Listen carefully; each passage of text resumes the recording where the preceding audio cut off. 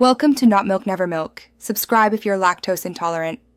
You begin by ensuring the debug build and correct startup project are active. This gives you symbols and accurate stepping. Set targeted breakpoints on the first lines you want to inspect, and enable thrown exceptions so you catch errors early. Once done, start the app with F5 or attach to process if running. Keep output and immediate visible because they show runtime messages and quick evaluations. This concentrates your attention on where execution will stop and what state to inspect next. You now step through code methodically. Use F10 to skip over calls you trust and F11 to enter functions you need to inspect. Shift plus F11 gets you out quickly.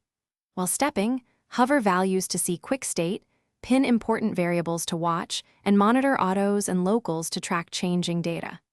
Make sure to examine the call stack and thread selector when multi-threaded code runs, and refine breakpoint conditions or filters to focus only on relevant iterations or processes. You finish by applying fixes using edit and continue for quick tweaks or rebuilding after larger changes, then rerun with the same breakpoints to verify behavior. When a bug persists, add logging of key values or temporary assertions and create a unit test that reproduces the failure. This makes root causes clearer.